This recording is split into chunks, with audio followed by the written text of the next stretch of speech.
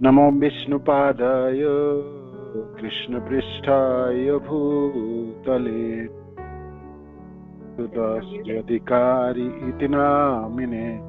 नमो विष्णुपादाय कृष्णपृष्ठाय भूतले श्रीमते भक्तिवेदान्त स्वामीति नामिने। नमस्ते सारस्वते देवे गौरवाणी प्रचारिणे निर्विशेष शून्यवादी पाश्चात्य देशतारिणे। श्रील प्रभुपाद की जय, गुरु महाराज की जय, आप सब भक्तवृंद की जय। निताय गौर प्रेमानंदी हरि हरि बोल। जय जय श्री चैतन्य जय नित्यानंद जय अद्वैत चंद्र जय गौर भक्त वृंद।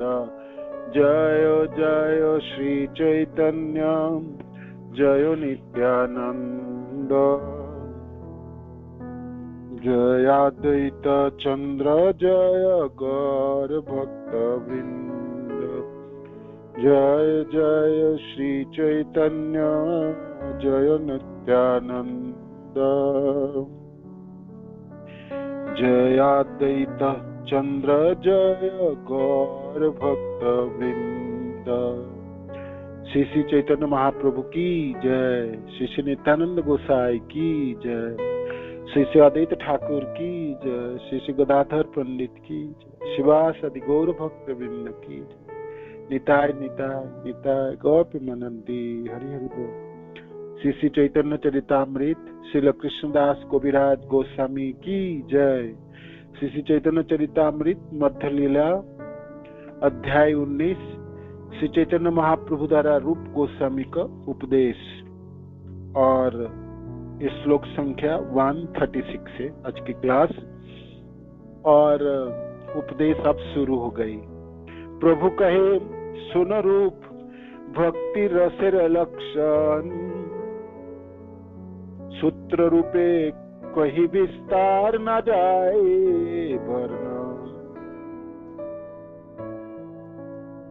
पारापार शून्य गभीर भक्ति रस सिंधु तुम्हारी चखाईते तार कहिए एक बिंदु। यही तो ब्रह्मांड भरी अनंत जीवगण 84 लक्ष जनिते करे भ्रमण।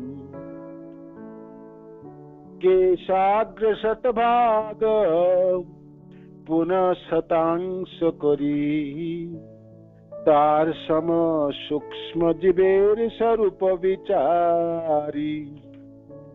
केशाग्र शतभागस्य शतांश सदृशात्मकं जीव सूक्ष्म स्वरूपोऽयं संख्यातीत हि चित्कनः।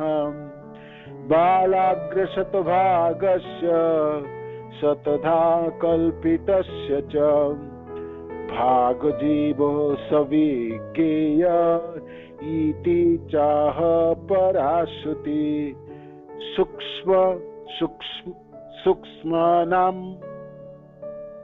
सूक्ष्मानाम् अपि अहम्। 142 श्लोक तक पढ़ेंगे आज, ठीक है। तो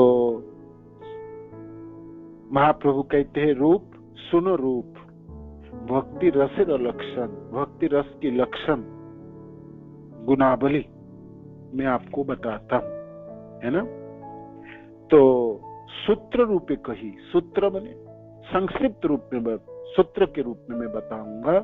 विस्तार ना जाए वर्णन, भक्ति को विस्तार पूर्वक वर्णन नहीं किया जा सकता है ना। अतः मैं तुम्हें भक्ति के लक्षणों का सारांश बताने का प्रयास कर रहा हूं। कृपया मेरी बात सुनो। भक्ति का पूरी तरह वर्णन कर पाना संभव नहीं है, असीमित है ना, असीमित है। जैसे आकाश असीमित है, ऐसे भक्ति असीमित है। इसका आपने सीमा से बांध नहीं सकते। जैसे उदाहरण के तौर पे मैं देता हूँ, हम सब नाम जपते हैं सुबह, है ना, नाम जप करते हैं, मंत्र तो महामंत्र है, सब लोग जपते हैं, हरे कृष्ण कृष्ण कृष्ण हरे हरे, हरे राम राम राम हरे हरे। तो कोई इसी मंत्र को जप करके अपराध में फंसेंगे, अपराध करेंगे, जपेंगे, मिश्रा भक्ति में रहेंगे, कोई तो नामाभास स्तर में रहेंगे, कोई शुद्ध भक्ति स्तर प्राप्ति करेंगे, कृष्ण प्रेम प्राप्ति करेंगे, गोलोक प्राप्ति करेंगे, है ना। भक्ति की तो अंग है, किंतु इसकी सीमा किसी के लिए कुछ है और किसी के लिए कुछ होगी, है ना। इसलिए भक्ति को विस्तृत पूर्वक पूरा वर्णन नहीं किया जा सकता है। सूत्रों के रूप में इनके लक्षणों को मैं वर्णन करके देता हूँ। महाप्रभु कहते हैं, सुनो रूप, ध्यान से ये सब चीज आप श्रवण करो। तो रूप गोस्वामी पाद को ध्यान से सुनने के लिए बता रहे महाप्रभु, तो हम सब जनों के लिए कितनी ध्यान पूर्वक श्रवण करनी चाहिए। अब शुरुआत हुई शिक्षा, है ना। आपकी जितनी बुद्धि है और जितनी आपके ऊपर कृपा है गुरुदेव की और समस्त वैष्णव जनों की, श्रील प्रभुपाद की, सबकी कृपा की आपको जरूरत पड़ेगी आप इस अध्याय को समझने के लिए। और ये अध्याय हृदयंगम हो जाए तो जीवन धन्य है, सद्बुद्ध जीवन धन्य है, सद्बुद्ध जीवन धन्य है ना। महाप्रभु आगे कहते हैं, पारापार शून्य गभीर भक्ति रस सिंधु। भक्ति रसों की जो सागर है सिंधु, पारापार शून्य, इनकी ये छोड़ तो दिखेगा, उस वाला छोड़ तो दिखाई नहीं देता है। जैसे सागरों में आप गए तभी गुरुदेव के साथ घूमते समय, आप जगन्नाथ मंदिर जगन्नाथपुरी गए तो सागरों में स्नान करने जाते हैं हम, तो उस पार को देखने के प्रयास करो, दिखाई नहीं सकते, जल अगाध जल राशि, है ना। आपको लगता है ये तो कभी शेष ही खत्म नहीं हुआ, सचमुच, है ना। तो इस प्रकार भक्ति के जो सागर है ना, पारापार शून्य, पारापार शून्य, पार अपार, लंबाई चौड़ाई, शून्य रहित, है ना। लंबाई चौड़ाई रहित माने आप इसको माप नहीं कर सकते, मेजरमेंट नहीं हो सकता, है ना। इस तरह है सिंधु, भक्ति रसों की सिंधु सागर, पारापार शून्य, गभीर भक्ति, और गभीर है, अत्यंत गभीर है। कितने गभीर तक आप छलांग, आप डुबकी लगा सकते हो, है ना। आपकी सामर्थ्य है, आप सांस रोक करके पानी में आप डुबकी लगाते हो। आपकी कोई तो 1 सेकंड रहता है, कोई 2 मिनट रहता है, कोई 20 मिनट रहता है, कोई आधा घंटा रह सकता है, कोई घंटे घंटे रहता है।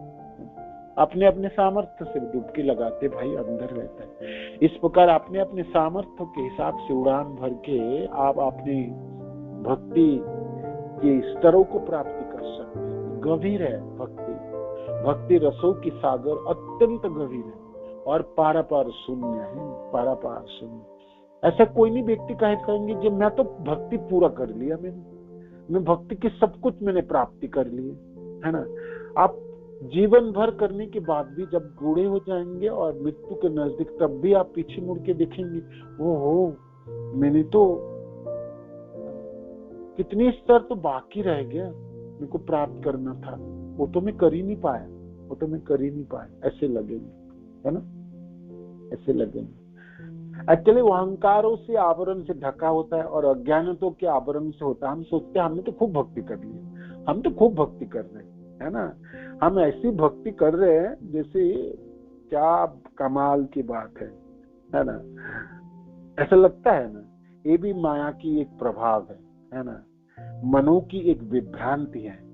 मन सबसे माने आपको बिल्कुल चुटकी पे खिला, माने एकदम आपको बहका के रखता है ना। जी हम तो ऐसी भक्ति कर रहे, हमारी कोई तोल मोल नहीं है ना, ऐसी सोचा। यहाँ पर महाप्रभु कहते हैं भक्ति की सागर तो पारापार शून्य है, अत्यंत गभीर है, अत्यंत गभीर है, अत्यंत गभीर है। तुम्हारी चखाई तितार कोई एक बिंदु, किंतु सागर की जल है ना, पूरी सागरों को आप पीने जाओ ग्रहण करने के तो बड़ी मुश्किल है। एक बिंदु चखने से पता चलता है जो किस चीजों से बनी है सागर, नमक पानी से बनी या दूध से बनी, दूध के सागर, या मधु से बनी, शहद से बनी, शहद की सागर, या आपकी गन्ने की जूस से बनी, गन्ने की जूस की बनी, है ना। तो किस चीजों से आपको पता, तो इसीलिए महाप्रभु कहते हैं मैं आपको एक बूंद चखाता हूं उस भक्ति रस सिंधु की, भक्ति रसों की सागरों को एक बूंद चखा देता। तुम्हारी चखाई ते तार, आपको आस्वादन मिल जाए इसलिए मैं एक बूंद चखाता हूं, एक बूंदों की आस्वादन। तो हमारी तो एक बूंदों की भी आस्वादन नहीं है ना। भक्ति करते करते हम तो बिल्कुल सूख जाते हैं, मायूस लकड़ी की तरह हो गए। कोई उमंग नहीं, कोई स्फूर्ति नहीं, कोई सजीवता नहीं है, कोई आनंद नहीं है ना। करी जा रहे हम तो कर ही रहे, कुछ ना कुछ तो कर ही रहे जी, क्या कर ही रहे। कोई पूछे भाई इतना भाराक्रांत क्यों हो गया, है ना। कर्मी लोग भी इतने भाराक्रांत नहीं है ना। जो अज्ञान के अंधकार में है वो लोग भी कभी कभी हंस लेते हैं। आप इतना भाराक्रांत क्यों है। भक्त लोगों के समाज में जाके देखो, सब मानो कि भाई जैसे कि हिमालय पर्वतों की तरफ पत्थर सबके सिर पे लाद दिया गया। भक्ति का आनंद के, है ना, आनंद के विषय। हमने आनंद से तो हजारों लाखों किलोमीटर दूर भाग गए, पता नहीं कहाँ भाग गए, कहाँ चले गए। तो इससे हमको पता चलती है जो हमने किस स्तर की भक्ति कर रहे हैं, हमारी स्तर कहाँ पर है ना, हमारी स्तर कहाँ पर। भक्ति रसामृत सिंधु में 6 भक्तियों के लक्षण हैं। उनमें से जे भक्ति आनंदमय है ना, शुद्ध भक्ति की बात है, शुद्ध भक्ति के सांद्रानंद आदि है ना, और क्लेश अग्नि समस्त क्लेशों को नाश करने वाले हैं, है ना, और मुक्ति से भी बढ़कर है, ये सब है ना। हमने श्रवण किए, खूब श्रवण किए, हमने खूब श्रवण किए, खूब पढ़े, तो हम सिर्फ सुनते रहेंगे, बस सुनाई किए, है ना। हमको तो आस्वादन भी तो करनी है ना, आस्वादन। तो मानो कि आनंद है भक्ति, तो मेरे में आनंद नहीं है, तो मैं भक्ति कर रहा हूँ कि और कुछ कर रहा हूँ, या भक्ति करते जाके मैंने सब गड़बड़ी कर दी, है ना।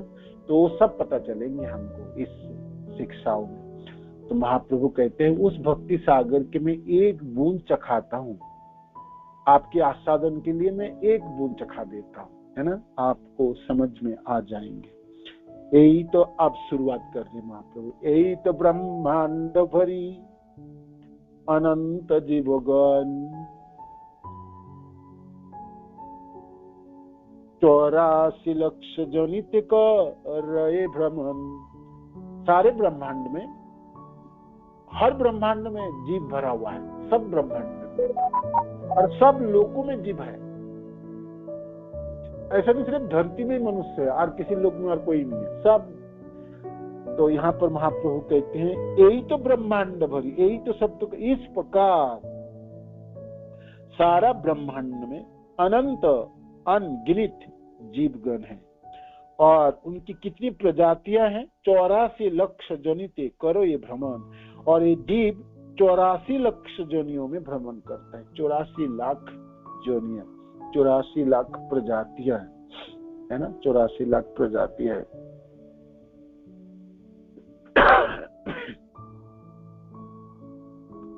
कभी तो कीड़े मकोड़े, कभी पशु, कभी मछली, कभी वृक्ष आदि, लता गुल्म, कभी छोटे छोटे कीड़े। कितने प्रकार कीड़े हैं। वर्षा ऋतु में से कितने कीड़े आपने देखे ना, लाल लाल और नीली कलर के होते हैं। कभी कभी छोटे छोटे कीड़े सब इकट्ठा रहता है ना? और चींटी तो है ही, चींटी से ऊपर और भी छोटे छोटे कीड़े होते हैं। कितने असंख्य है, असंख्य। एक ही प्रजातियों में, एक ही जोनी में अनगिनत जीव है। प्रजाति 84 लाख के समय 84 लाख की भाग है ना। तो एक एक प्रजातियों में असंख्य जीव है ना। तो इसमें इसलिए महाप्रभु यही तो ब्रह्मांड भरी अनंत जीव का 84 लक्ष जो नीति करो ये भ्रमण। इस ब्रह्मांड में 84 लक्ष जोनियों में असंख्य जीव है और वो सारे के सारे इस ब्रह्मांड के भीतर भ्रमण करते हैं। यह उन तथाकथित विज्ञानियों तथा दार्शनिकों के लिए चुनौती है जो यह मानकर चलते हैं कि केवल इसी लोक में जीव है। ऐसा नहीं है, इसी लोक में जीव, सब लोक में जीव। तथाकथित विज्ञानी चंद्रलोक जा रहे हैं, श्रील प्रभुपाद जा नहीं रहे। अब तो कहते हैं लोग पहुंच गए हैं और अनेकों वायुयान भी पहुंचे हैं। तो यहाँ श्रील प्रभुपाद लिखते हैं चंद्रलोक जा रहे हैं और वे यह कहते हैं कि वहां जीवन नहीं है। यह विचार श्री चैतन्य महाप्रभु के विचारों से मेल नहीं खाता। महाप्रभु कहते हैं कि ब्रह्मांड के भीतर सर्वत्र असंख्य जीव है जो 84 लाख विभिन्न जोनियों में भ्रमण करते रहते हैं। भगवत गीता में हम पाते हैं कि जीव सर्वगत है, अर्थात वे कहीं भी जा सकते हैं। सर्वगत, कहीं भी जा सकते हैं। वो आकाश में रह सकते हैं, धरती के अंदर रह सकता है, जलों में रह सकते हैं, अग्नियों में रह सकते हैं, सर्वत्र सब जगह रह सकता है, सर्वगत, और सब दिशाओं में जा सकता है जीव, यानी इसे सर्वगत कहलाता है। अर्थात ये कहीं भी जा सकते हैं। इससे सूचित होता है कि जीव सर्वत्र है। विस्तर में, जल में, वायु में, अग्नि में और आकाश में विद्यमान। इस तरह समस्त प्रकार के भौतिक तत्व में जीव रहते हैं। क्योंकि समूचा भौतिक ब्रह्मांड 5 तत्व पृथ्वी, जल, अग्नि, वायु तथा आकाश, भूमि, रपन, वायु, खम, मन, बुद्धि रे बचा। तो ये जो 5 है, जो भूत कहलाता है, पंचभूत, पंच महाभूत है ना कहलाएंगे। तो मिट्टी हो भाई, जल हो या वायु हो, अग्नि हो या आकाश हो, इस सब में जीव होंगे, सब में जीव विराजमान है ना। सिर्फ मिट्टी पे, धरती में है ऐसा नहीं। हम देखते हैं जल में भी है, वायु में भी अनेकों बैक्टीरिया, अनेकों कुछ है ना। इस प्रकार अग्नि में भी है, अग्नि में भी अनेकों जीव है। इसलिए प्रभुपाद कहते हैं ना, सब फायर बॉडी स्वरूप होती है।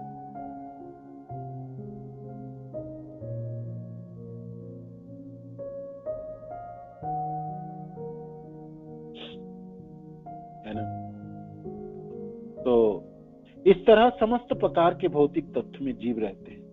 क्योंकि समूचा भौतिक ब्रह्मांड 5 तत्व पृथ्वी, जल, अग्नि, वायु तथा आकाश से बना है, तो फिर ऐसा कैसे हो सकता है कि एक लोक में जीव हो और दूसरे में ना हो? ऐसा नहीं होगा। वैदिक विद्वान ऐसी मूर्खतापूर्ण बात को कभी भी स्वीकार नहीं कर सकते। वैदिक ग्रंथ से हमें ज्ञात होता है कि प्रत्येक ग्रह में, चाहे वो पृथ्वी, जल, अग्नि या आकाश से बना हो, जीव होते हैं। हो सकता है कि वे जीव उन्हीं रूपों में ना हो जिनमें वे इस ग्रह में पाए जाते हैं, किंतु वे विभिन्न तत्व से बने हुए भिन्न रूपों में पाए जाते हैं। यहाँ तक कि इसी पृथ्वी पर हमें स्थलचारी पशुओं तथा जलचरों में अंतर मिलता है। परिस्थिति के अनुसार जीवन दशाओं बदलती रहती है, किंतु फिर भी जीव तो सर्वत्र विद्यमान होते हैं। तो फिर हमें इस या उस ग्रह में जीव के अस्तित्व का निषेध क्यों करना चाहिए? जो लोग दावा करते हैं कि चंद्रलोक गए हैं, या तो वो वहां गए ही नहीं या अपनी अपूर्ण दृष्टि के कारण वहां के विशेष प्रकार के जीवों को देख ही नहीं पाए। ये द्वितीय वाले बात सुनना। चंद्रयान तो गए, लोग तो गए चंद्रलोक में, ये श्रील प्रभुपाद कहते हैं, मानो कि एक तो गए ही नहीं और गए तो वो देख नहीं पाए, है ना, सचमुच दिखाई नहीं देंगे ना। तो चंद्रलोक में देवता लोग सब विराजमान है ना। आपको थोड़ी दर्शन दे देंगे, है ना। आप पहुंच भी गए तो दर्शन थोड़ी दे देंगे। ये धरती में भी कहाँ आपको दर्शन हो जाता है। देवता लोग चाहे तो दर्शन देंगे, नहीं तो नहीं देंगे, है ना। इस प्रकार भगवान कृष्ण चाहे तो आपको दर्शन देंगे, नहीं तो नहीं है। वो तो सर्वत्र विराज है ना, किंतु सर्वत्र व्यापक रूप में विस्तृत है कृष्ण वासुदेव रूप में, किंतु कहाँ देख पाते हैं, है ना। कृपा होगी कृष्ण की तो फिर प्रेमांजन छुरित भक्ति विलोचने शांत सदैव हृदय सुविलोकय, है ना। तो प्रेम के अंजनों से अंजित आंखों से देख पाएंगे। प्रेम हो तो उसी से हम देख पाएंगे, नहीं तो कोई नहीं देख पाएंगे। आप अनेकों लोगों के साथ मंदिर में खड़े हैं, उनमें से कोई भाग्यवान जन उस मूर्तियों में भगवान को देख के आनंद नर्तन उल्लास नाचते गाते उल्लास करते हुए वो घर वापस आए। आप देखते रहो वहां पर क्या है, खूब देखते रहो, क्या फर्क पड़ने वाला है ना।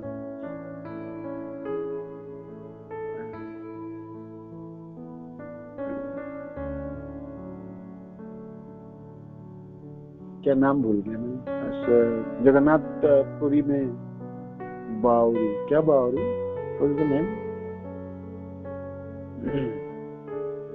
वो गांव के जो भाई गमछा सीनने वाले है ना, क्या बावरी, बड़े सुंदर नाम भूल गए, किसी को याद है? वो सरल व्यक्ति हैं, तो उन्होंने अपने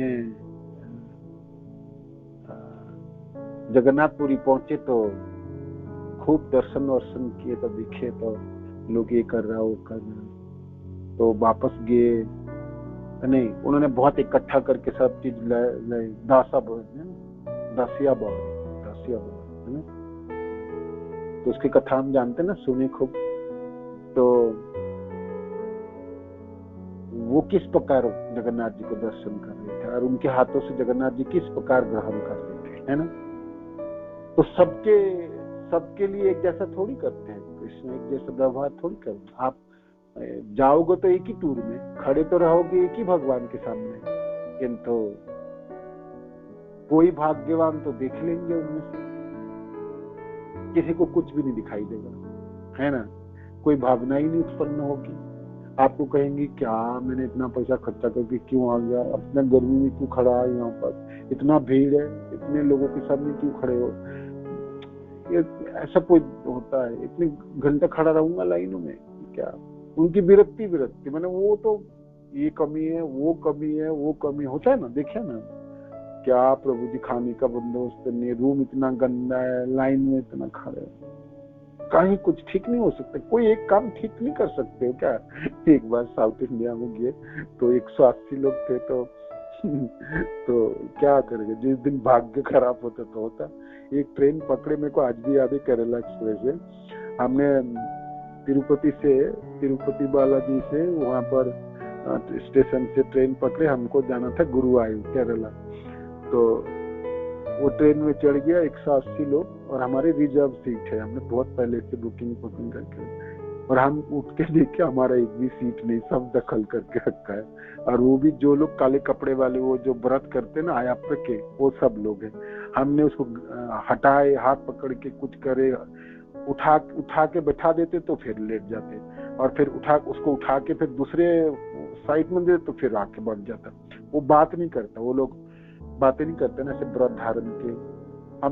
फिर हमने खूब गुस्सा किए, हाथ पाव तो नहीं चलाया, हमने खूब जोर बोले, महाराज ने खूब जोर बोले, एक भी सीट ना मिली।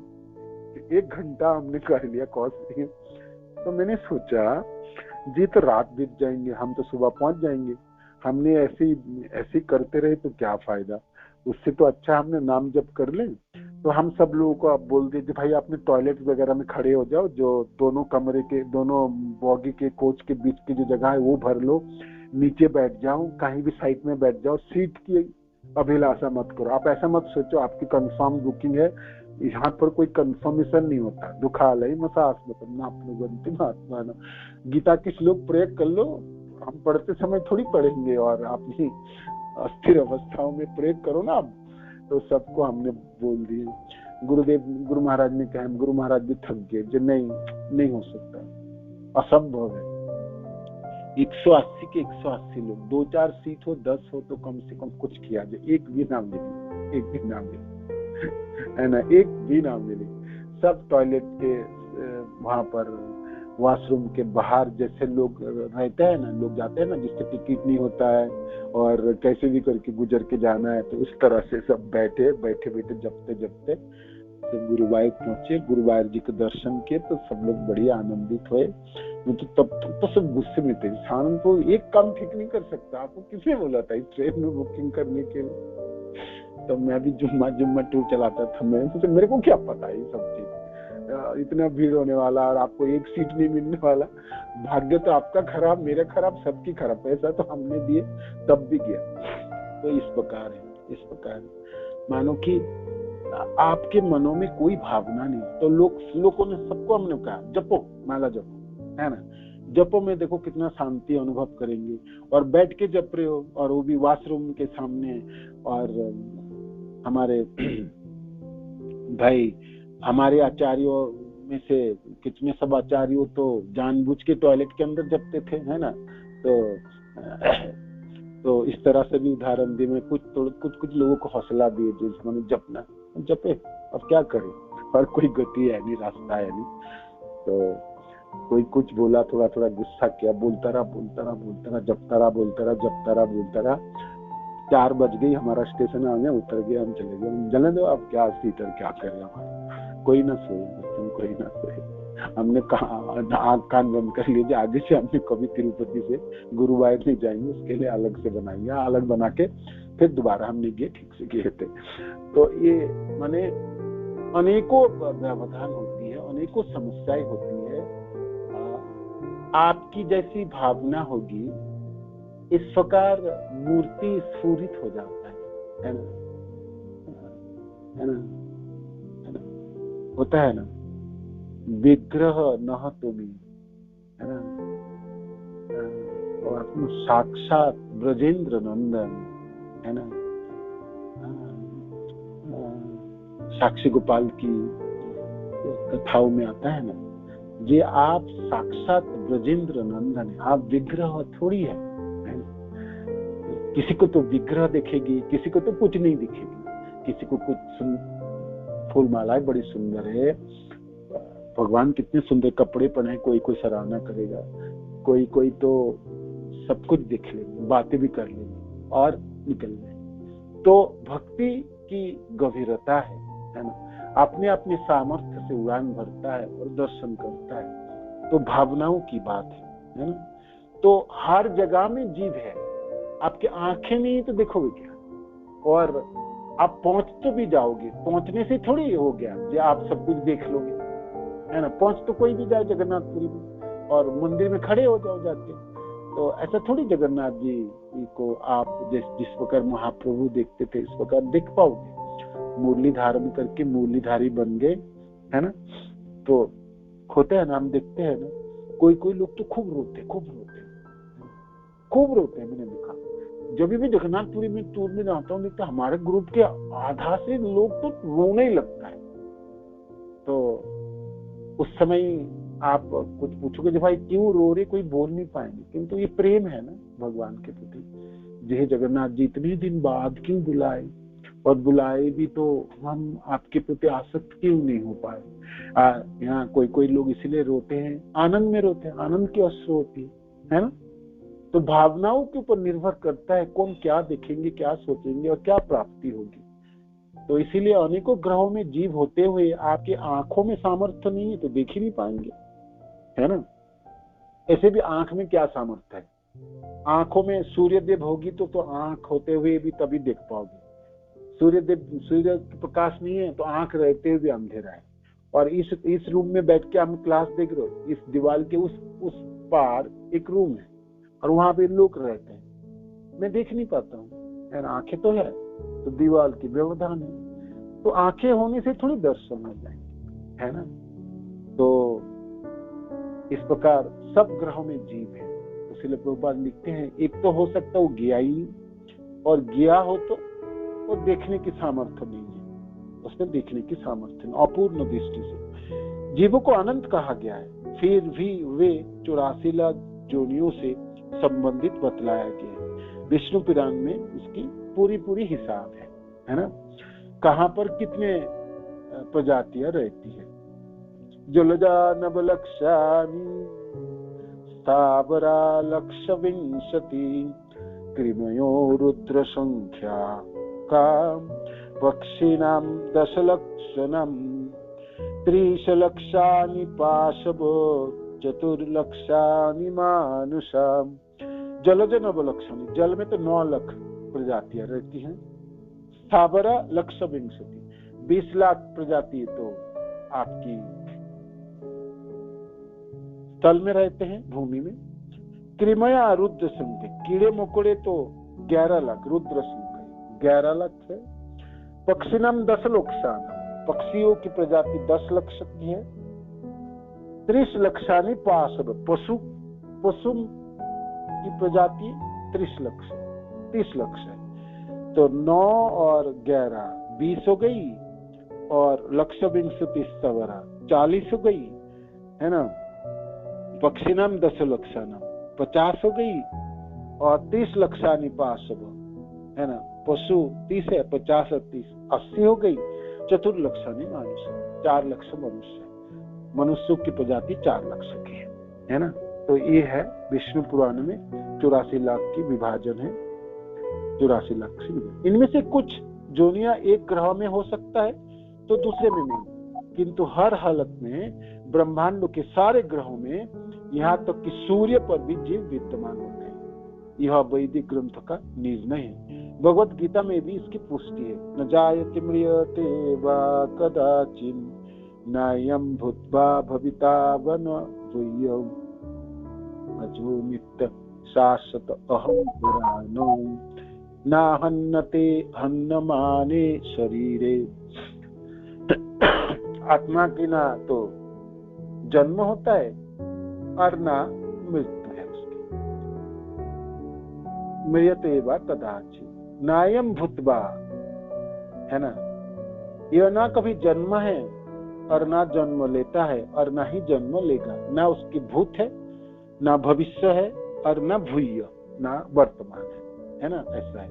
अजो नित्य, अजो शब्द है ना, अजो नित्य, वो नित्य है ना। अज मीन्स अजन्म है, इसका जन्म ही नहीं है। जिसकी जन्म होगी उसका मृत्यु, ये तो अजन्म है, आत्मा ही अजन्म है। तो अजो नित्य शाश्वत और सबसे पुराना है। न हन्नते हन्नमाने शरीर नष्ट हो जाने से आत्मा थोड़ी नष्ट हो जाता, जीव नष्ट नहीं होगा।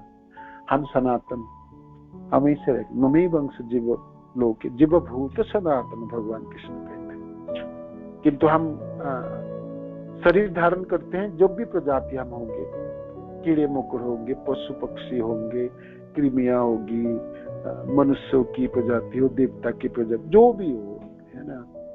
तो कुछ पंचभूतों में से किसी भूतों की प्राधान्य होगी। धरती में है तो मिट्टी के प्राधान्य है, जल में होगी तो जल की प्राधान्य होगी, वायु में होगी तो वायु की प्राधान्य ज्यादा होगी, है ना। और अग्नि में तो अग्नि के फायरी बॉडी से अग्निमय है शरीर। अग्नि में अग्निमय शरीर है तो हम बाहर से देख भी नहीं पाएंगे, ठीक मिक्स हो जाता है ना। तो इस प्रकार तो किसी तत्व की प्राधान्य, किसी तत्व भूतों की प्राधान्य होगी, किंतु हर ग्रह में जीव है, यहाँ पर श्रील प्रभुपाद लिखते हैं। क्योंकि जीवों का कभी संहार नहीं होता, अतः वे एक रूप से दूसरे में ध्यानांतरण करती रहती है। इस तरह विकसित चेतना के अनुसार उनके रूपों का विकास होता रहता है। यह देखा जा सकता है कि विभिन्न रूपों में चेतना की भिन्न भिन्न मात्राओं का अनुभव होता है। कुत्ते की चेतना मनुष्य की चेतना से भिन्न होती है। यहाँ तक कि एक ही जोनी में हम देख सकते हैं कि पिता की चेतना अपने पुत्र से और बच्चे की चेतना युवक से भी भिन्न होता है। जिस तरह हमें भिन्न भिन्न रूप मिलते हैं, उसी तरह चेतना की दशाएं भी भिन्न होती है।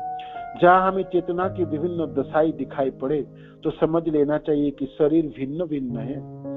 दूसरे शब्द में विभिन्न शरीर चेतना की विभिन्न दशाओं पर आश्रित होते हैं। इसकी पुष्टि भगवत गीता में 9.6 में 8.6 दी हुई है।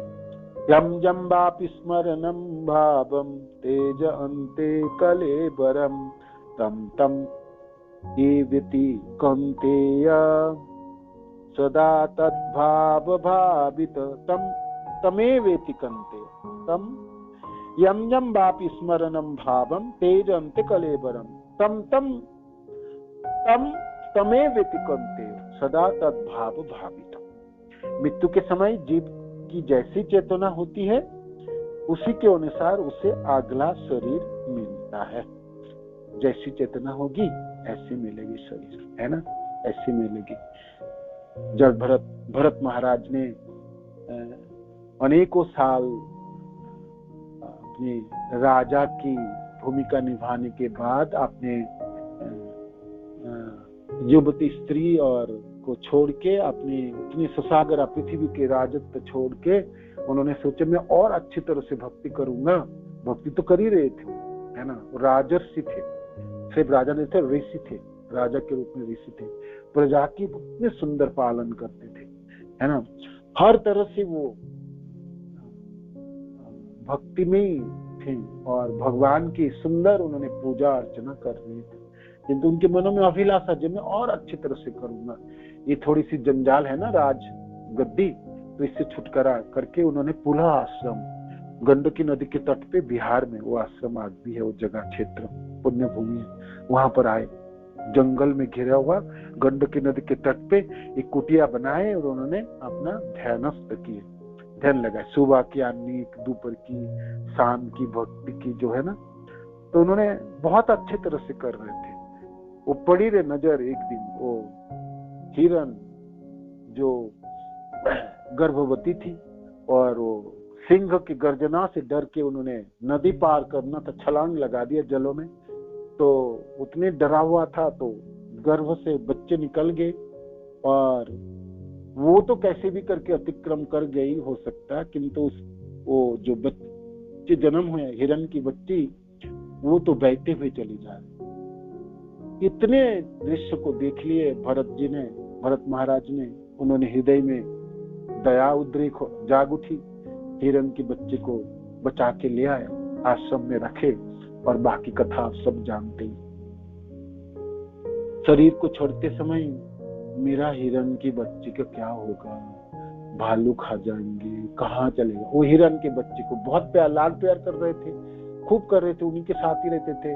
वो इतना प्यार, इतने प्रेम, इतना स्नेह देते थे। सुबह के आन्निक छूटे, दोपहर के आन्निक गई, शाम की जब छूटा सब छूटा, पूजा अर्चना सब, हर समय वो उसको ढोके लेके चलता था, है ना, और उससे सब बातें करते थे, क्या खाना है, कैसे रहना है, तुमको कोई तकलीफ हो रहा है, तुमको मैं सेवा ठीक से नहीं कर पा रहा हूँ। तो हिरन के बच्चे थोड़ी सी बड़ी हुई, बात कुछ हुआ, एक दिन भाग गई आश्रम से, उसको क्या करना।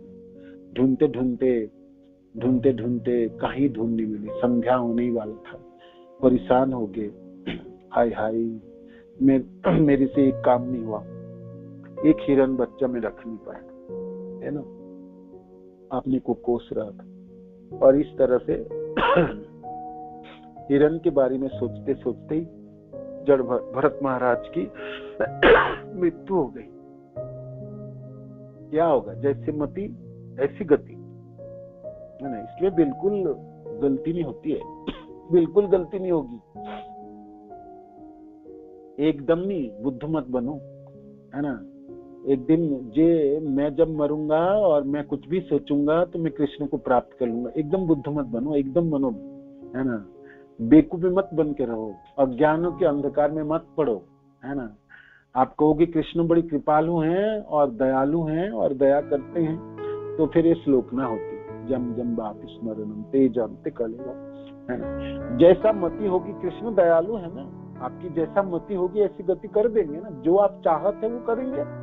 तो ये दया की निशानी है ना। कृष्ण निष्ठुर तो है नहीं, ये तो पक्का है, कृष्ण बिल्कुल निष्ठुर नहीं, किंतु आप जो चाहोगे वो आपको मिलेगा, तो है ना, जो आप चाहते हो तो वही दे देंगे ना आपको, वही प्राप्ति होगी, तो होगी हुई। हिरण की जनी में कलांजर पर्वतों में दक्षिण भारत में जन्म हो गया हिरण मां के गर्भ से। भरत महाराज जो सागरा पृथ्वी के राजा थे आज हिरण के जोनी में है। हिरण की जोनी शरीर प्राप्त होते ही भगवान कृपा करके उनकी याददाश्त रखी थी। उन्होंने सोचे मैं तो जकड़ गया, अब हाय हाय मेरा क्या अधपतन हो गई, अब मैं क्या करूं। वो निरंतर सोचते रहते खड़े होकर मैं ऐसा कैसा कर, ऐसे कैसे सोच सकता हूं। तो वो बेचारा अपने जीवा उलट के कुछ बोलने के लिए प्रयास करे। आप तो हिरण के शरीरों में आप थोड़ी राम नाम जप कर पाओगे ना, हरे कृष्ण बोल पाओगे। हरे कृष्ण कृष्ण कृष्ण हरे हरे, हरे राम राम राम हरे हरे, हरे कृष्ण कृष्ण कृष्ण हरे हरे, हरे राम राम राम हरे। ये तो मनुष्य जीवन में संभव है, जीवा है, मैं उच्चारण कर पाता। मेरे शरीर दूसरा प्राप्ति होते ही ये सावले लेता चले जाएंगे, है ना, नहीं बोल पाएंगे, नहीं कुछ बोल पाएंगे, कुछ उच्चारण नहीं हो पाएगा।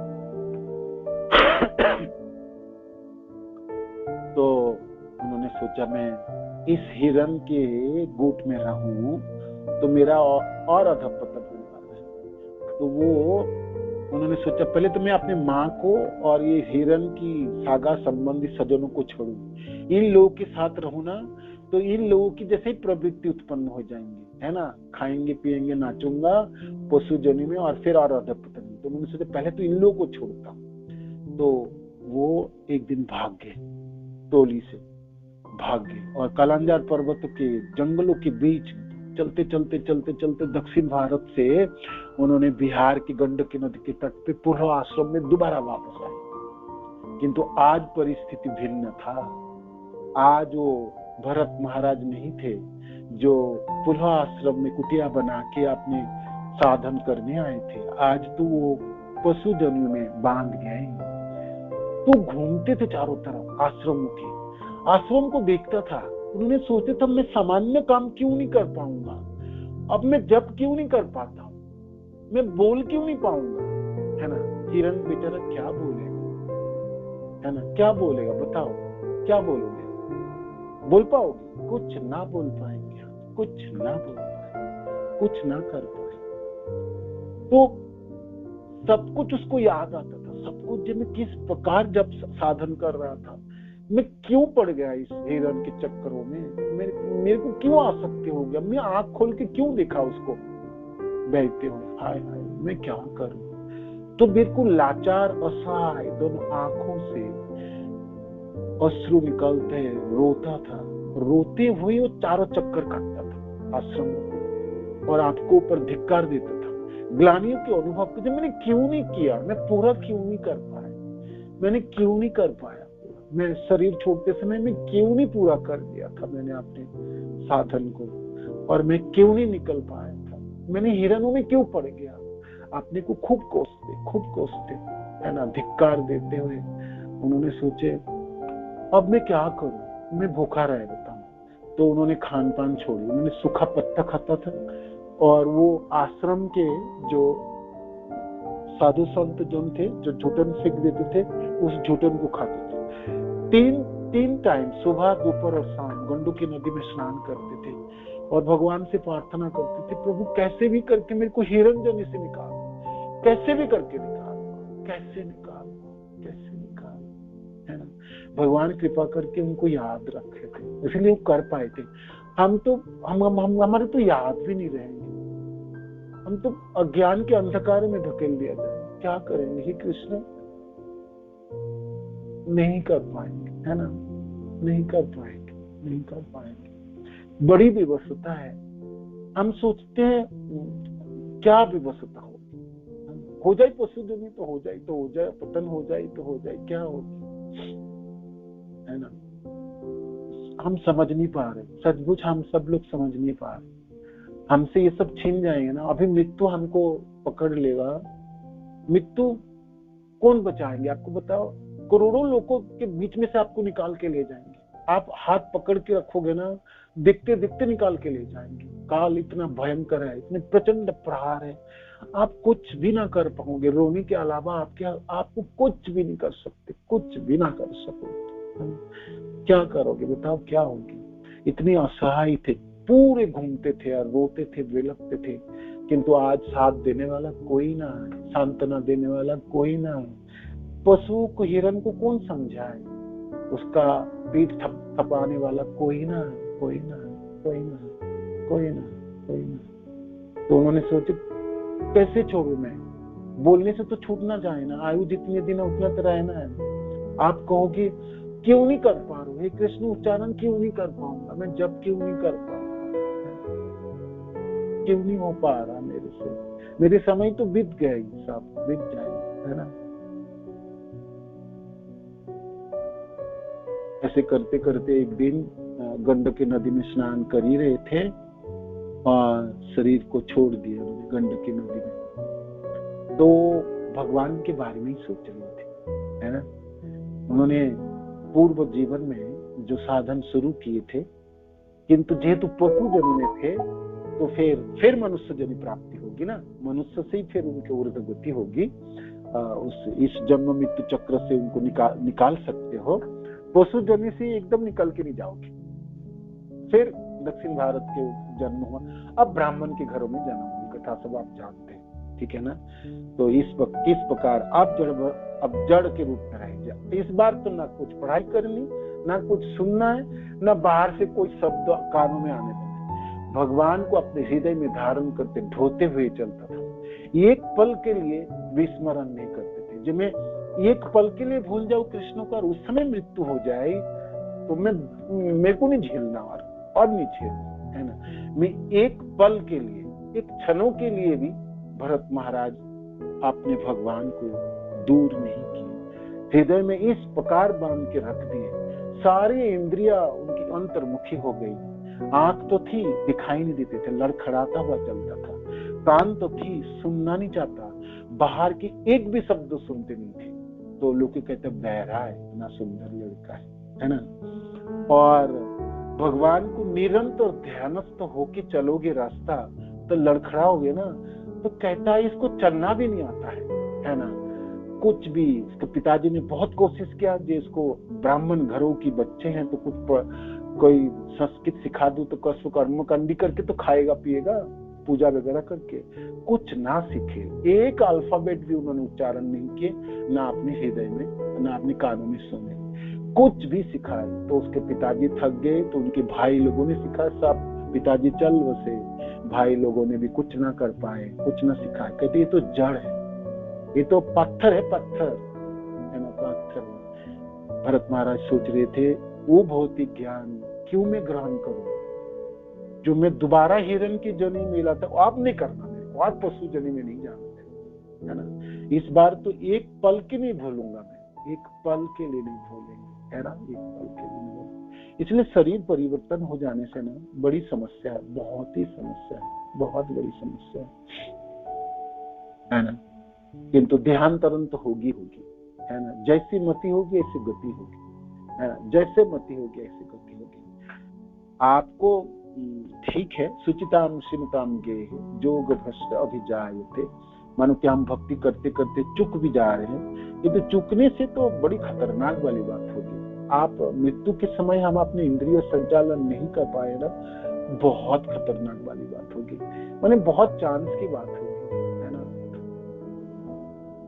होगा ना, कोरा कागज हमें दे दिए एग्जाम के समय, एग्जामिनर सोचेगा क्या करूं, इस बच्चे को कैसे करके निकाल के ले जाऊं, कुछ तो लिखे, कुछ तो लिखो, कुछ तो क्या लिखे। बहुत जल्दी होगी और बहुत तीव्र गति से शरीर छोड़ते हैं जीव, है ना। हमको संचालन करनी पड़ेगी हमारी इंद्रियों को। आज हम कृष्ण नाम उच्चारण करने में बड़े सावलील है, सहज है मेरे लिए, है ना। हरे कृष्ण कृष्ण कृष्ण हरे हरे, हरे राम राम राम। इस 16 अक्षर की मंत्र को आपको 16 अक्षर नहीं उच्चारण करें, एक अक्षर उच्चारण कर लो तो आप सिकंदर है। एक अक्षर आपने कर लो, है ना। रोते विलपते हुए अजामिल ने नारायण नाम की पुकारा था, और वो नारायण उनके पुत्र के नाम था। वो नारायण को सोच के भी ना पुकारे, है ना। नमाभास स्तर के हो सकता, है ना। वो और कुछ सोच के उच्चारण कर रहा था। तभी भी विष्णु दूतों ने उसको बचाने के लिए आए थे, है ना। तो नारायण वो पूरा भी ना बोल पाए, तब तक तो दूतों ने जम पास फेंक ही दिए थे। मृत्यु के समय आपने लोगों को देखे होंगे तो आपको समझ में आए होंगे कितनी विपरीत परिस्थिति, विपर्जय परिस्थिति है। सारी इंद्रियां ध्वस्त होगी, आपके पास कोई शक्ति ना हो, कोई शक्ति ना हो, कोई शक्ति ना हो। पूरे जीवन भर आपने अनेकों कथाएं बोले होंगे, अनेकों वचन बोले होंगे, अनेकों वाणी था, आपके पास उस दिन कुछ भी ना निकलने वाला होगा। कानों में सुनाई नहीं देंगे, आंखों में अंधेरा के अलावा कुछ ना दिखाई देगा, हाथ उठा नहीं पाओगे, पांव सीधा नहीं कर पाओगे, है ना। असह्य यंत्रणाओं में कतराते हुए अपनी वाणियों को कैसे संचालन करोगे आप? कितनी तल्लीनता होने से, कितनी आतुरता होने से, नाम में किस प्रकार आसक्ति होने से उस दिन अपने जीवा को संचालन हो पाएगा, है ना। तो हम क्यों ना कर लेते, क्यों ना करें। आज मैं सामर्थ्यवान हूँ, मेरे पास समय है, मेरे पास पले है, मेरे क्षणे हैं, तो हर क्षणों को क्यों ना भर लेता हूँ, क्यों ना भर लेता हूँ। कुछ भी खाली नहीं रखें, एक पल भी खाली नहीं रखेंगे, है ना, एक पल भी खाली नहीं रखेंगे, है ना। जितने बूढ़े होंगे ना उतनी तीव्रता से जपेंगे, तब तो और नजदीक हो जाएंगे ना। हमको पता है जे अब तो भाई दिन गिनने वाला, और मृत्यु से पहले, जीव को मारने से पहले उनको बताया जाता है, और अज्ञानता में उनको एकदम प्रहार नहीं करें। मानो कि आप सोए भी हो, नींद में भी हो, आपको पहले तो जगाएंगे और फिर मारेंगे, है ना। आपको सचमुच आप कृष्ण की कृपा ही समझो, ये आपके होश आवाज मार रहा हूं मैं आपको, देख पुत्र तू क्या संचालन कर सकता है, अभी भी तू कुछ और सोचता है कि मेरे को सोचता है, कर ले पुत्र कर, बोल क्या इच्छा है तेरा, है ना। और हमने कृष्ण को छोड़ के और कुछ इच्छा करके उस दिशा में बढ़ जाता है ना, जहां हमको कुछ पता ही नहीं, है ना। कृष्ण के हाथ पकड़ भगवान कृष्ण खड़े होकर कहते पुत्र देख मैं तेरे सामने, है ना, तू क्यों नहीं अभिलाषा जगाता है ना। मामुपत्ति तू करते, मामुपत्ति तू करते, पुनर्जन्म न वेत्तते, मेरे पास क्यों नहीं आ जाता पुत्र, मेरे लिए क्यों नहीं, मेरे हाथ पकड़ने के अभिलाषा क्यों ना रखता है ना। तू इच्छा क्यों नहीं जगा लेता है, अभिलाषा क्यों ना करता है। तो शरीर में जकड़ा हुआ जीवों की अद्भुत असहाय दशा होती है ना।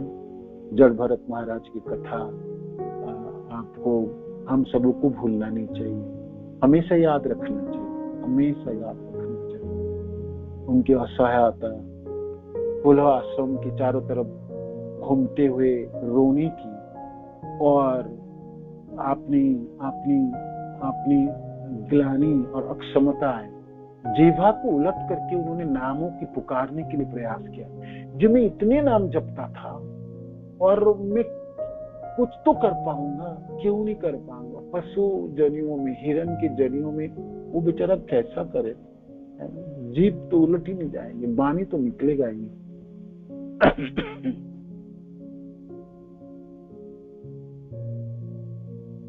कितने रोए होंगे नहीं।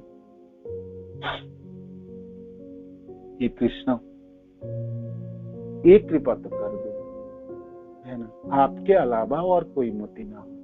अनेकों भावना होगा कृष्ण, होती है पूरे जीवन भर होती है आपके अलावा भी, ऐसा नहीं हो सकता।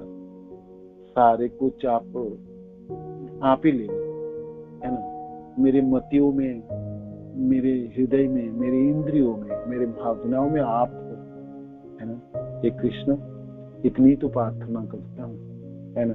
कुलशेखर जी कहते हैं इसलिए तो होश आवाज में मृत्यु मारना ही है ना आपको। बूढ़े पे मृत्यु मारते हो आप, जब कफ पित्त वायु से घिर जाऊंगा, जब कुछ भी नहीं कर पाऊंगा, तब क्यों करता। अभी तो मैं सामर्थ्यवान हूँ कृष्ण, अभी क्यों नहीं मार गिराते। कम से कम मैं तो थोड़ा सा प्रयास भी कर पाऊँ, है ना। तब तो मैं प्रयास भी नहीं कर पाऊँ, है ना, प्रयत्न भी नहीं कर पाऊँ, तो मैं लाचारी के अलावा मेरे पास कुछ न रहेंगे। तो ये है आपकी जीवों की, अनेकों ब्रह्मांड में अनगिनत जीवों की बात है, है ना। तो इस तात्पर्य समाप्त हुई श्रील प्रभुपाद ने इसमें लिखे। तो अब जीवों, जो जीव है, जो आत्मा है, वो उसकी क्या स्वरूप है यहाँ पर वर्णन होगी, कल हम श्रवण करेंगे। श्रील प्रभुपाद की जय, गुरु महाराज की जय, आप सब भक्त जनों की जय, निताय गौर जय। धन्यवाद प्रणाम सब।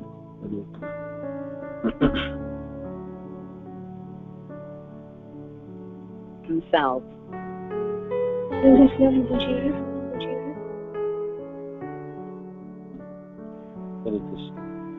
प्रभु जी में जैसे आप बताया कि पृथ्वी लोक में इंसान मतलब जीव को 84 लाख योनियों में चक्र काटना पड़ता है। तो मैं मतलब ये जानना चाह रही थी कि जैसे ब्रह्मलोक है या मतलब इंद्रलोक है, तो वहाँ पर भी ऐसी योनियां होती है या ये सिर्फ पृथ्वी पर ही होता है?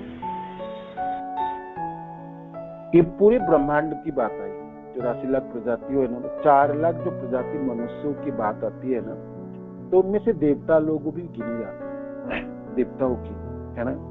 तो और बस पूरे ब्रह्मांड की है बात आई। तो मानो कि कोई ब्रह्मलोक में है, किंतु ब्रह्मलोक में ब्रह्मा जी के लोक में है, तो वो सब उच्च कोटि के देवता ही हैं। उनके तो ऊर्ध्वगति होती है, अधोगति बहुत कम होती है। स्वर्गलोक से ऊपर, स्वर्गलोक के वासी देवी देवता को भी अधोगति हो सकता है, उससे ऊपर के जनलोक तपोलोक के सब ऊर्ध्वगति वाले हैं। मैंने उन लोगों की जीवन इस प्रकार है, इतने सुंदर है, उनकी पतन होती नहीं, ना के बराबर है, बहुत कम है ना। तो सब ऊर्ध्वगति हो जाते हैं, इसलिए प्रलय के समय नष्ट भी नहीं होता ना, आप जानते हैं ना। हाँ, ब्रह्मा जी के पूरे जीवन अवधि के बाद सब प्रलय हो जाते हैं, तब तो वो आध्यात्मिक लोक में स्थानांतरित हो जाते हैं अपने आप। उन लोगों की सेवा और उन लोगों के इतने सुंदर भाव नहीं है, तो हो जाता है।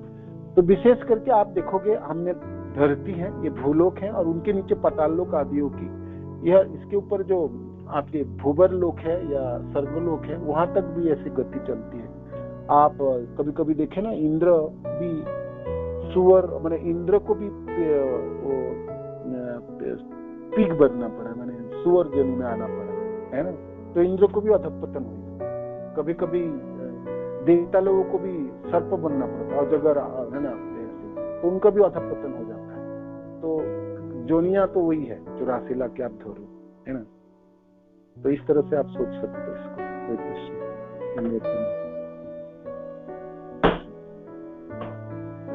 हरे बोल, हरे कृष्ण। श्रील प्रभुपाद की जय, गुरु महाराज की जय, आप सब भक्त जनों की जय।